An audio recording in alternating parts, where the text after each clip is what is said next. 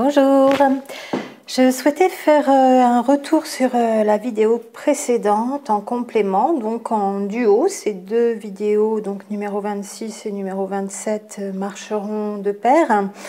Et il peut être bien voilà, d'avoir écouté les deux, de ne pas avoir écouté seulement la première et de ne pas s'en tenir donc à ce qui a été exposé, ce dont je vous ai parlé dans la précédente sur la mesure du taux vibratoire, puisqu'il était important pour moi de vous en parler, savoir qu'en radiesthésie, ce taux vibratoire se mesurait et pris en compte depuis longtemps, que ce ne sont pas des mesures réputées être scientifiques, qu'elles ne sont peut-être pas reproductibles. Donc si on voulait vraiment que ce soit fiable, il faudrait que pour une même personne sur laquelle on va mesurer ce taux vibratoire, il faudrait par exemple 3 thérapeutes qui au même endroit, au même moment, avec cette même personne, trouvent à peu près les mêmes résultats en radiesthésie, auquel cas ça commencerait à être à peu près fiable.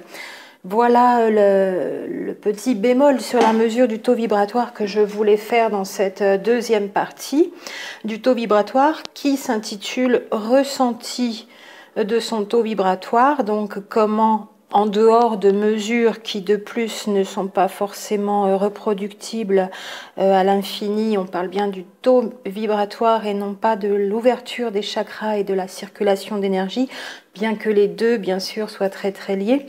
Mais l'ouverture des chakras et la circulation d'énergie dans le corps de la personne, c'est vraiment propre à la personne, alors que le taux vibratoire, ça peut être celui d'un lieu, celui de la personne, avec les personnes qu'elle a autour, et qu'il est beaucoup plus fluctuant, donc beaucoup plus difficile à déterminer.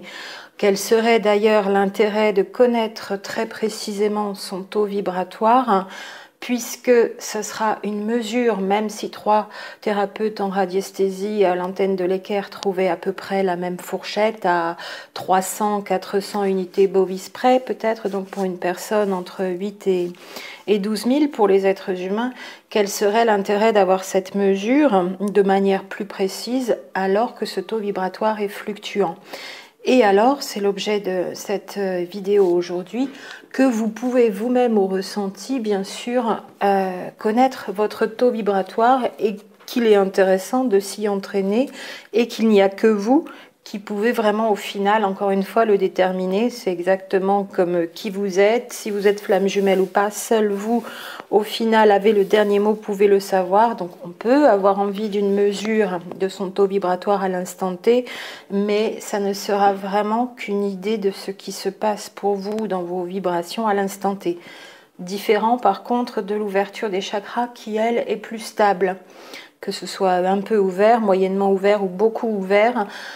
Si on prend plusieurs mesures avec des appareils, donc, et même en tant que thérapeute, et si les thérapeutes sont entraînés, normalement 3 thérapeutes sur la même personne au même moment, dans le même lieu, vont trouver à peu près la même chose.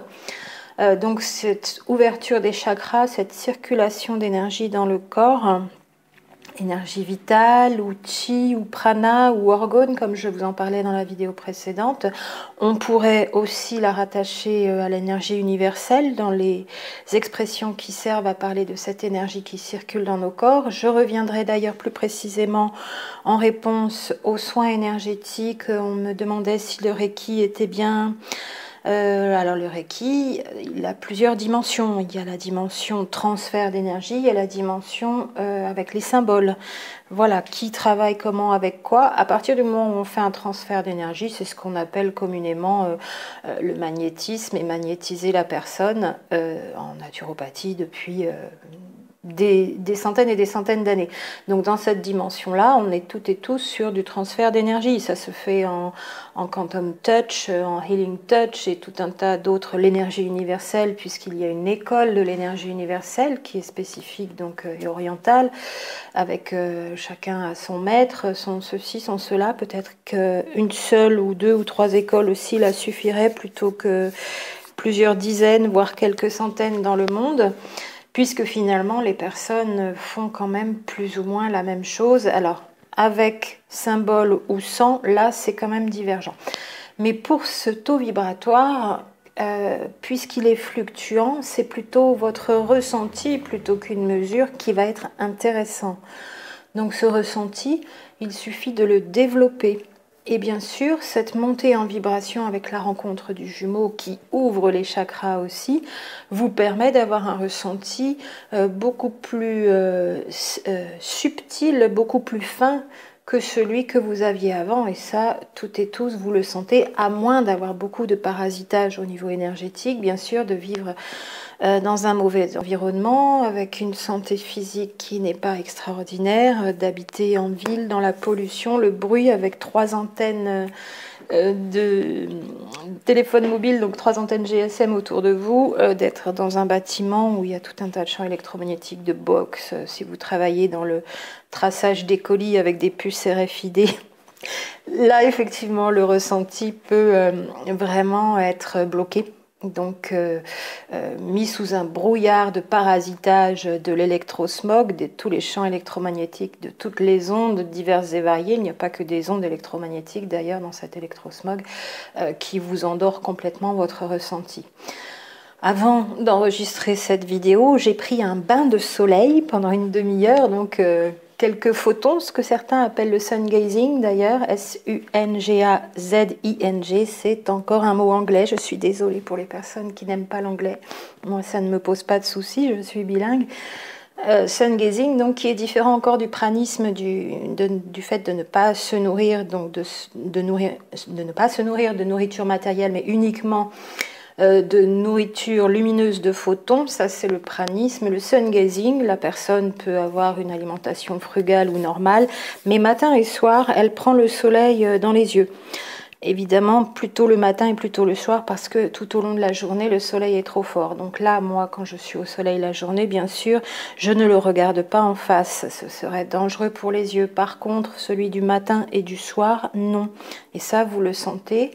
Si dès le matin, quand vous regardez un soleil naissant qui n'est pas encore trop fort en luminosité, ou le soir, vous avez mal aux yeux, alors il sera bon, là c'est un indice aussi de viser votre santé au niveau du foie, tout simplement, surtout si ça vous donne des maux de tête légers qui commenceraient à ce moment-là.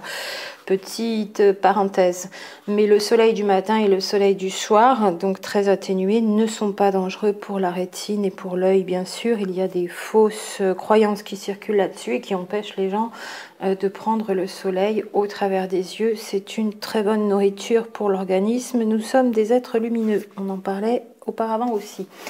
Donc ce ressenti, si vous arrivez à le développer, bien sûr, donc les endroits idéaux pour se mettre dans des bonnes dispositions à développer ce ressenti de votre taux vibratoire, ce sont les bains de soleil, l'immersion en pleine nature pendant plusieurs heures si vous pouvez, en plein soleil encore mieux, et si vous êtes en état de contemplation, méditation, relaxation, contemplation qui peut aller donc à un moment, au bout de 3/4 d'heure, 1 heure ou plus, selon le temps de contemplation que vous avez, que vous vous êtes accordé à ce moment-là, qui peut aller jusqu'à un état de complète fusion avec la nature qui vous entoure. On donne souvent cette image de voir l'oiseau qui vole, si vous êtes peut-être dans des endroits aussi où il y a des aigles, certains rapaces, comme ici à la maison, ou voilà, des phénomènes atmosphériques comme des magnifiques ombrages entre la pluie, le soleil, les nuages, ou évidemment un arc-en-ciel quand il pleut en même temps que le soleil arrive. Cette fusion avec tout ce qui nous entoure et l'impression de vraiment être à la fois l'arbre, la feuille, le vent, l'oiseau, le petit écureuil si vous en avez croisé un à ce moment-là, la terre, toutes ces petites bêtes qui circulent sur la terre, de ne plus faire qu'un avec tout ce monde et de vous évanouir, de vous fondre dans cette nature, dans ces univers donc à la fois animaux, végétaux et tous les éléments qui vous entourent, et de peut-être commencer à entrer en communication avec les êtres invisibles de la nature.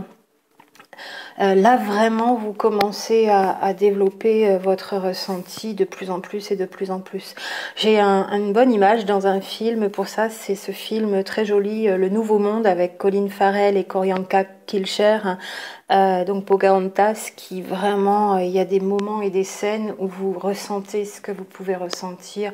Alors à l'image, à l'écran, bien sûr, c'est jamais pareil, mais cette sorte de fusion que vous pouvez avoir en pleine nature et avec ce ressenti que vous développez et cette conscience beaucoup plus élevée de toute cette énergie, de l'énergie universelle, et donc vous pouvez là bien plus estimer votre taux vibratoire. Vous avez donc un point de repère. Et tout ce qui sera des ressentis moins agréables, où vous vous sentirez dans un mal-être un peu ou beaucoup, bien sûr, vous saurez là que votre taux vibratoire est en train de baisser. Et dans l'autre sens, pareil, quand vous vous sentirez nourri de l'intérieur comme une vague dans le cœur, ce sont vraiment des ressentis, encore une fois, pas de mental là-dedans, justement, tout le mental est mis de côté, lâché. C'est dans chacune de vos cellules, dans votre corps, avec cette énergie qui circule, et dans le corps, ce ressenti de toute la nature qui nous entoure, où on est à la fois l'intérieur et l'extérieur en fusion, justement, encore les opposés qui ne sont plus dans un ressenti de séparation, mais dans un ressenti de fusion, dans une impression de fusion, une conscience de fusion.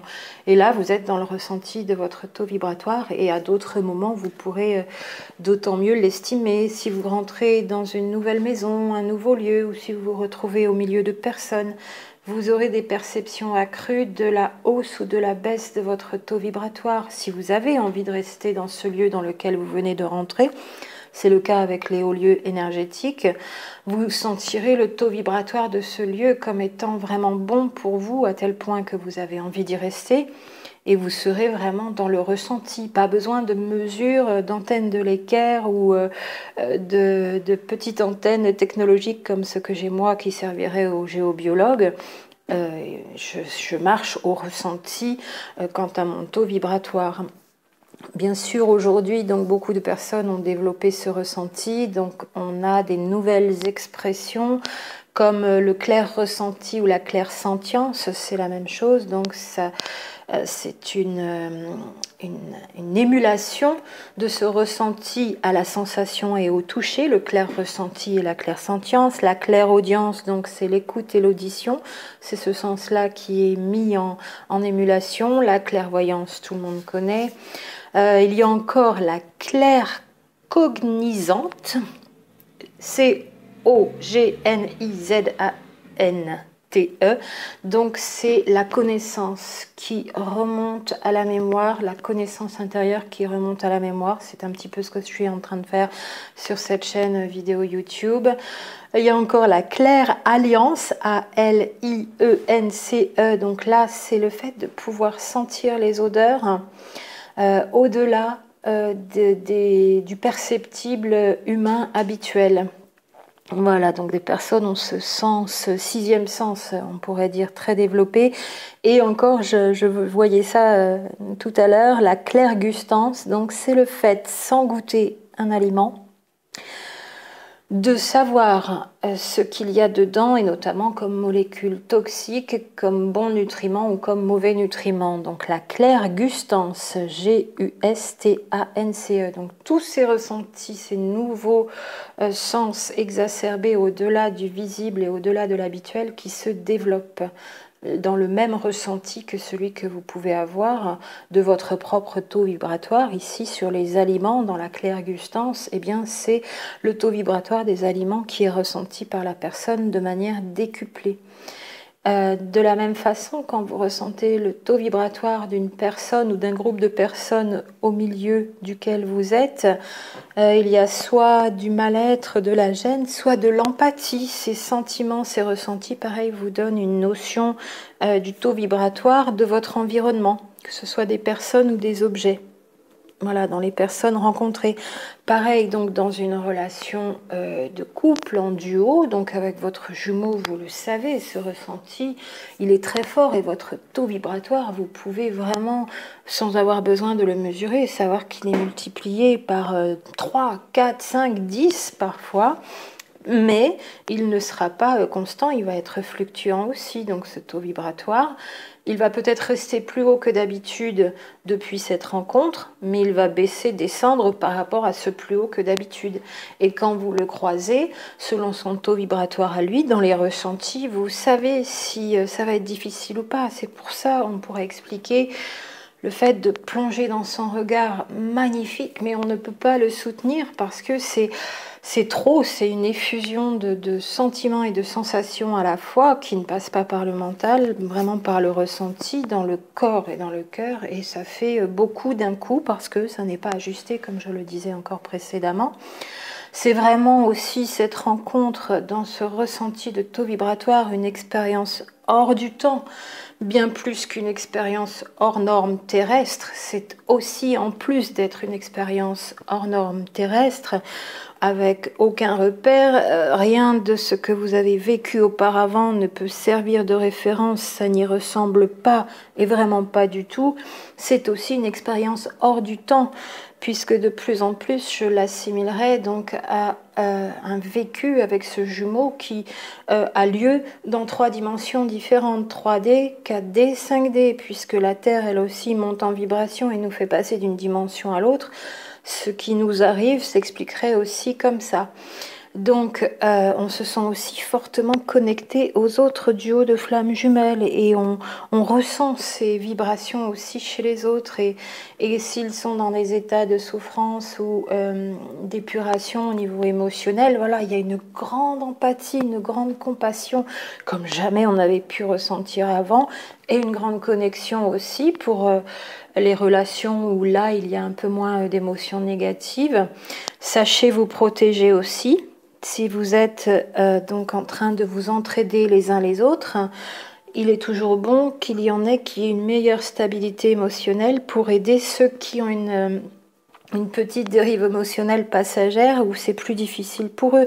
Parce que si tout le monde est dans le même taux vibratoire qui descend d'un coup à cause de ces épurations émotionnelles, pour l'entraide, ça va être moins facile. Et vous risquez même justement de vous communiquer ces vibrations à taux plus bas et ça va durer plus longtemps. Donc évidemment, c'est comme une course de fond. On se passe le bâton dans la course de relais et les plus avancés peuvent tirer un peu ou plus, donc ceux qui sont nouvellement arrivés, qui sont dans une phase où ça ralentit un peu, c'est plus difficile. C'est l'explication aussi, voilà, du pour et du contre de certains groupes sur Internet, sur Facebook. Si tout le monde est dans le même état, vous n'allez pas vous en sortir rapidement. Après, ça peut se faire quand même, mais à vous de savoir à quel rythme et dans quel bien-être vous voulez aller, ou si le corps de souffrance va continuer encore à s'exprimer longtemps puisqu'il est lié à la 3D et vous n'êtes plus obligé de fonctionner dans ce corps de souffrance et ces émotions aussi longtemps, alors que vous pouvez passer justement en dimension supérieure en élevant ces vibrations au ressenti de votre taux vibratoire, toujours qui n'a pas besoin d'être mesuré spécialement, sauf si vous avez envie à l'instant T, ça vous donnerait une indication. Mais cette indication n'aurait aussi de valeur que si vous aviez connu votre taux vibratoire avant de rencontrer votre jumeau. Pareil pour l'ouverture des chakras. Sinon, je n'en vois pas un intérêt extraordinaire. Je vous ai montré que ce taux vibratoire chez les radiesthésistes se mesurait, mais c'est juste à titre indicatif. Pour moi, ça n'est pas un besoin absolu que de le savoir, puisqu'on a notre ressenti qui, lui, sait tout. Voilà.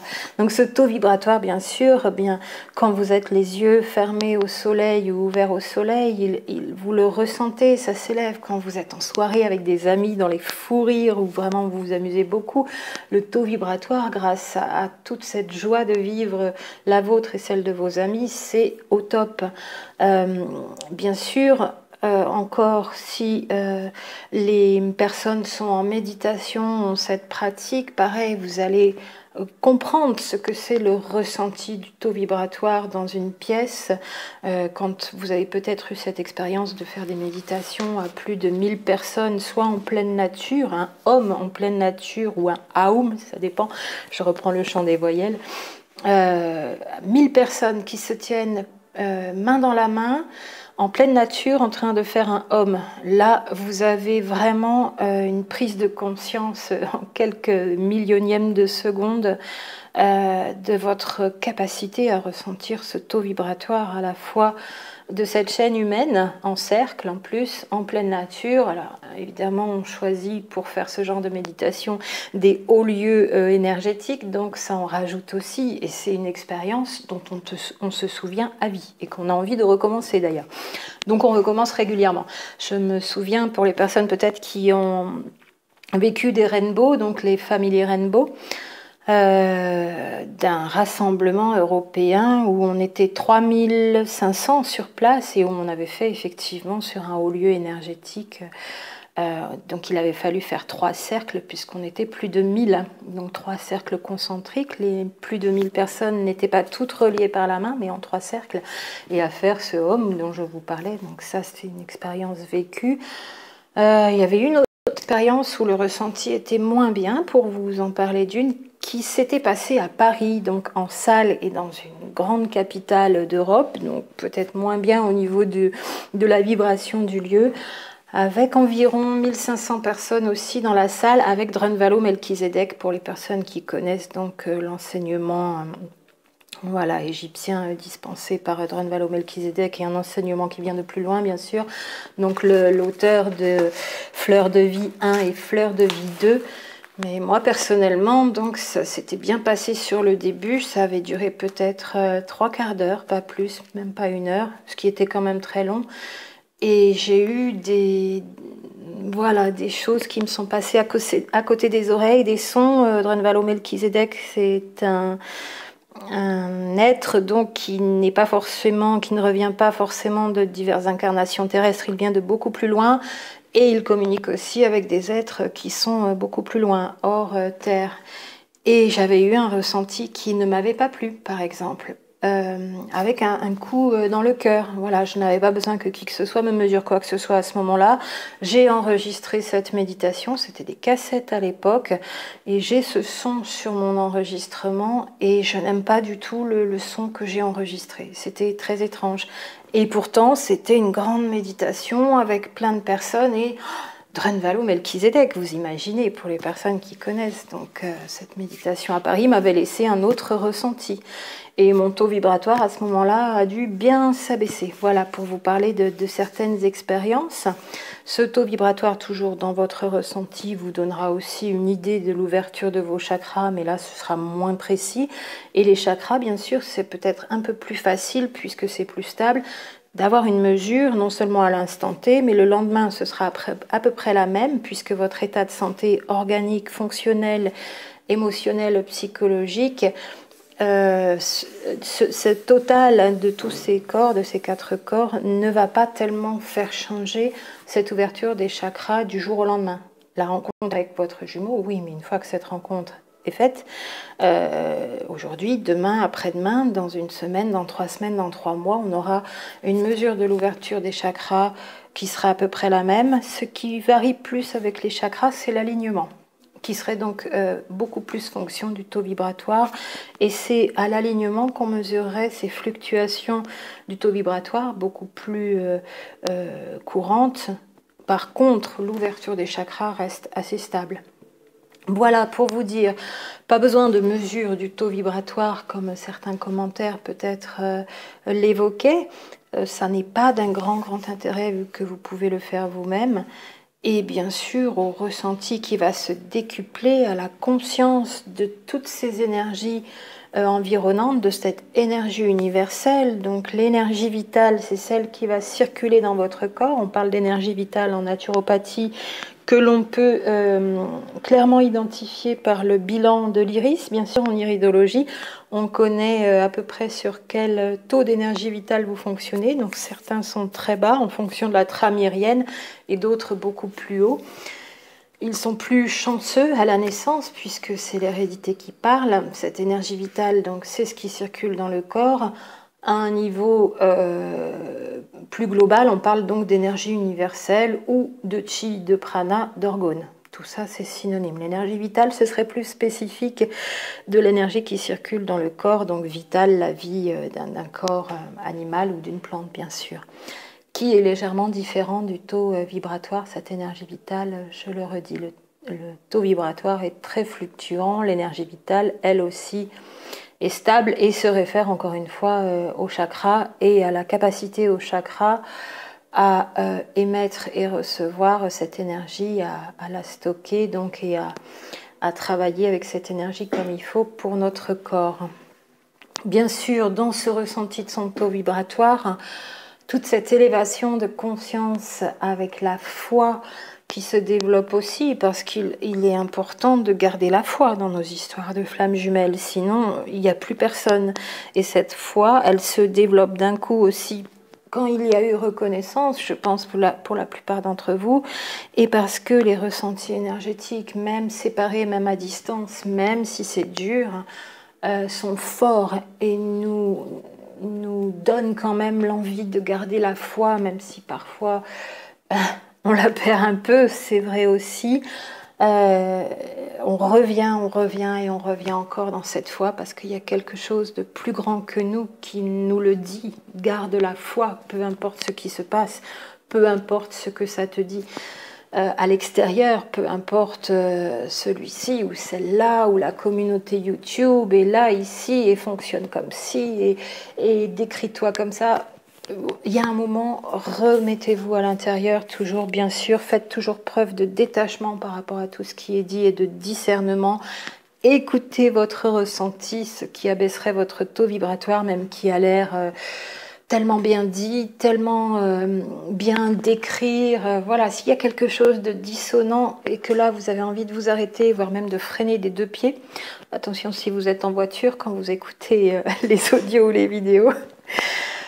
S'il y a quelque chose de dissonant qui vous met mal à l'aise, regardez-y de plus près. Votre ressenti est très très très fiable.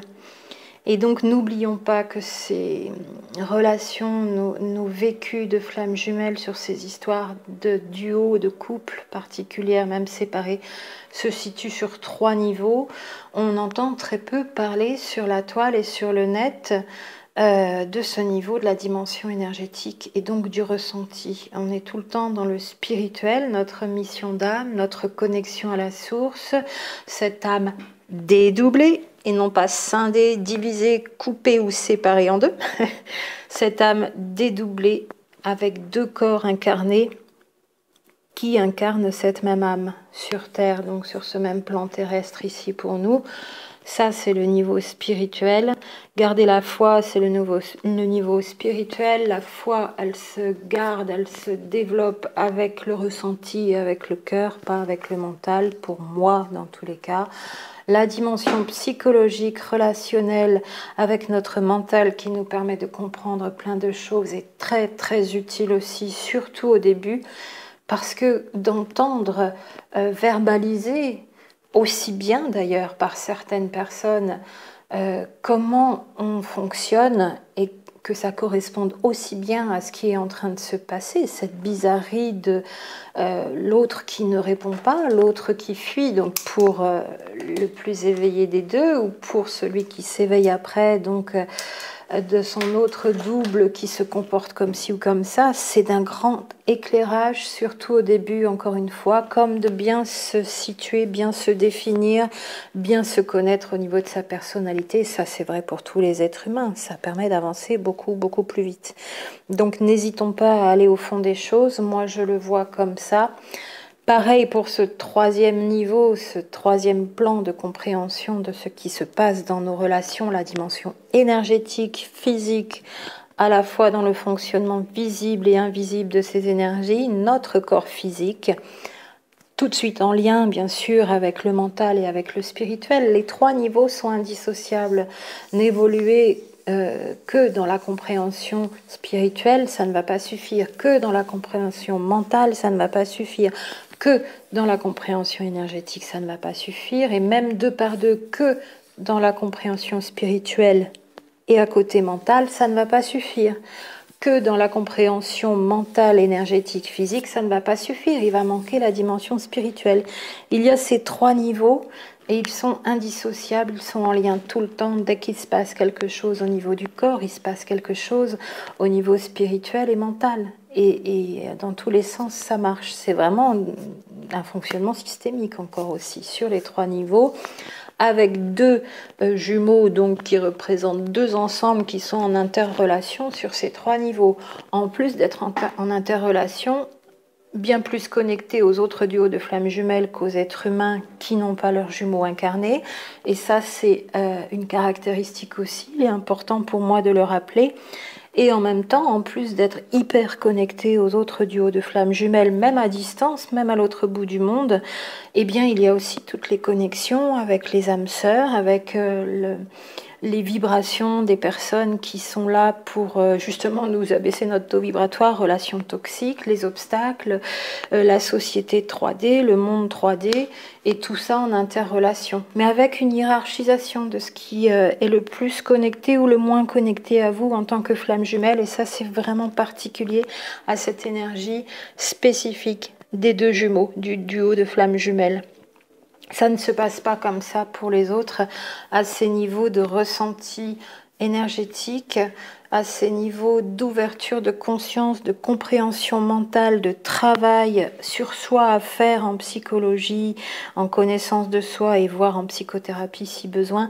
Et ça ne se passe pas non plus à des mêmes niveaux de connexion spirituelle pour toutes les personnes qui ne vivent pas ce genre d'histoire extraordinaire. Par contre, c'est vrai qu'il y a alors des âmes qui, à mon avis, n'étaient pas incarnées ici dans la vie d'avant sur un plan terrestre, qui reviennent de beaucoup plus loin pour aider les êtres humains sur la Terre, qui n'ont pas forcément leurs jumeaux incarnés, mais qui sont déjà avec un taux vibratoire fortement élevé, puisque âmes très évoluées, qui ont bien voulu redescendre dans une matière dense 3D, pour aider à passer en 5D d'ailleurs, et qui ont des capacités aussi au niveau énergétique, télépathique, au niveau de la possibilité de capter les ondes cosmotelluriques pour les canaliser sur Terre, pour aider cette Terre, et qui ont un fort taux vibratoire, une forte ouverture de conscience, alors qu'elles ne sont pas forcément flammes jumelles.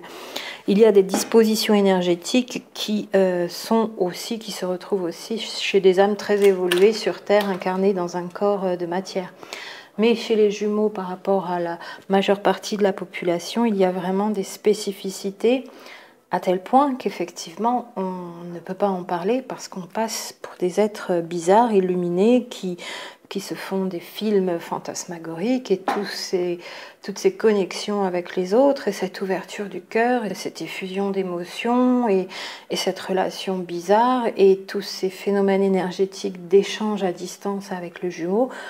Personne ne peut comprendre si il ne le vit pas de la même façon. Ça, c'est d'une grande évidence. D'où c'est vrai le besoin bien d'aller chercher, de comprendre, de savoir ce qui se passe, de bien définir. Vous pouvez utiliser la vidéo perso quand vous êtes mal, vous enregistrer et parler. Alors voilà. De là à la mettre en public sur la toile dans les moments les plus difficiles, moi c'est pas quelque chose que je fais puisque je m'enregistre en vidéo pour parler comme si j'étais avec un thérapeute ou pour parler à mon enfant intérieur et je garde ces vidéos et je les réécoute après et j'apprends des choses vraiment parce que je parle. Pareil pour l'écriture, le free writing, donc l'écriture libre, ça n'est pas l'écriture automatique connectée avec d'autres entités. Hein. L'écriture libre, c'est vraiment vous jeter sur le papier, vous ne faites pas attention à la façon dont vous écrivez, peu importe que vous écriviez n'importe comment, c'est très libérateur, pas de ponctuation, rien, et vous lâchez tout sur le papier, c'est très libérateur aussi. Et des techniques psycho-énergétiques d'ailleurs, comme on les appelle, pour élever son taux vibratoire, rester avec un taux vibratoire élevé, dans le ressenti au niveau du corps et du cœur de ce taux vibratoire, il y en a de nombreuses des choses qu'on peut faire seul à la maison et qui sont très utiles, surtout dans les moments d'urgence. Quand il est 3 heures du matin et que vous êtes en panique, vous n'avez de toute façon personne à appeler, psychothérapeute ou autre pour vous aider, à moins d'avoir un bon ami à appeler, bien sûr, c'est très bien aussi. Et s'il y a vraiment des situations d'urgence, vous avez tous les numéros à appeler, les SOS ceci, les SOS cela. Bien sûr, il y a des aides au téléphone, même à 3 heures du matin. On garde ces numéros à côté quand on est dans ce genre de période très noire. avec des idées d'en finir qui peuvent nous passer par la tête. Mais ce ressenti de votre taux vibratoire est bien plus intéressant à développer que des mesures qui de toute façon viendront de l'extérieur et sur le taux vibratoire sont difficilement reproductibles tellement ce taux vibratoire est fluctuant. Voilà ce que je voulais ajouter, ces deux vidéos, donc 26-27 en duo, toutes les deux, pour faire ce complément sur mesure d'un côté ou ressenti de l'autre du taux vibratoire, ou combien ce taux vibratoire il est important à maintenir élevé. Et c'est votre ressenti qui est le plus fiable pour connaître, pour savoir où vous en êtes, connaître votre environnement, faire preuve de discernement, vous éloigner de ce qui vous nourrit moins au niveau de votre âme, de votre cœur, de votre bien-être, et ce ressenti à développer, redévelopper et à éliminer les causes de parasitage au niveau de toutes les ondes qui vous abaisseraient ce taux vibratoire toujours et encore. Je vais sûrement faire quelques vidéos intermédiaires pour la suite pour revenir sur quelques choses que j'aimerais préciser. Voilà, en m'ajustant avec des choses qui reviennent, qui étaient restées en plan, que je dois vous dire maintenant, ou en m'ajustant un peu à ce qui se passe aussi par ailleurs sur la toile, puisque je reste bien à l'écoute et connectée de tous les autres auteurs. Voilà, quand je parle de l'un ou de l'autre, c'est que j'ai déjà vu quasiment toutes ces vidéos, voire toutes et plusieurs fois, que je ne fais pas les choses toute seule dans mon coin, que je suis en train de revenir aussi au profil Runner Chaser, puisqu'il y a eu, voilà, on en parlait encore dans la vidéo d'avant, des discours encore sur l'utilité ou l'inutilité ou l'absurdité, voilà, selon la pensée des unes, des uns et des autres. Ça en fait partie, c'est le plan mental et psychologique, bien savoir qui on est, surtout au départ. N'oublions pas effectivement que celles et ceux qui arrivent peuvent en avoir besoin, alors que nous n'en éprouvons déjà plus le besoin. Pour ma part, l'effet miroir, il est aujourd'hui très clair. Je vais un peu plus profondément avec mon jumeau sur notre obstacle majeur et ce à quoi il me ramène. Et je peux vous dire que ça brasse, hein. J'ai fait beaucoup d'épuration karmique, mais peut-être que ce sera la plus dure à faire parce que ça me ramène bien plus loin encore qu'il y a 26 000 ans. Et ce que je pourrais lui reprocher, entre guillemets, puisque je comprends bien comment ça se passe entre nous et le pourquoi du comment, le pire des obstacles en face de lui pour moi, puisque nous en sommes encore, même si très proches physiquement, se voyant plusieurs fois par semaine, sans pouvoir communiquer pour autant, hein, c'est très succinct. Nous sommes en proximité physique régulière sans pourtant être ensemble, donc nous sommes séparés de fait. Je la vis de manière très douce cette séparation parce que l'énergie est très belle entre nous. Il n'y a pas de choses difficiles. Tout est extrêmement élevé d'ailleurs au niveau de cette énergie et de ces ressentis et des échanges toute la journée, le soir, le matin. Enfin voilà, je passe vraiment ma vie avec lui à distance et en le voyant physiquement quand même plusieurs fois par semaine. Mais sur ce nœud qu'on pourrait associer donc à ce que dit Anushka, le nœud karmique, ça remonte à il y a très très très longtemps.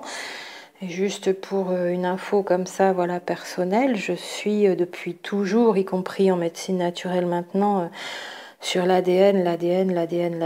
Je mène un combat aussi pour la préservation de l'ADN humain sur Terre, sur divers plans militants, on va dire, et la préservation, voilà, de la Terre au niveau écologique.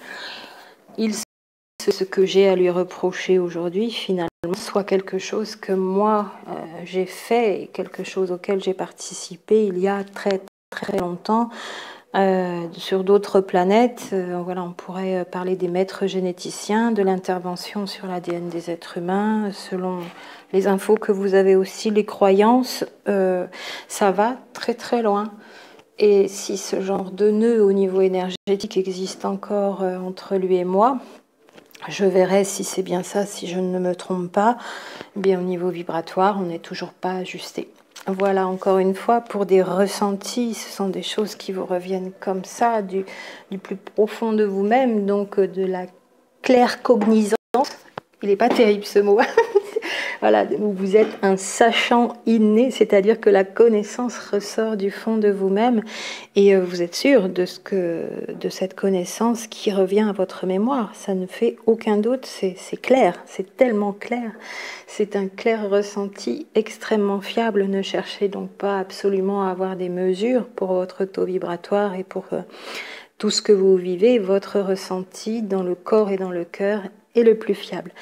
Voilà pour ce complément. On continue avec divers thèmes qui vont être abordés dans les vidéos suivantes et puis on continuera aussi sur le maintien de son taux vibratoire après quelques vidéos intermédiaires. À très bientôt.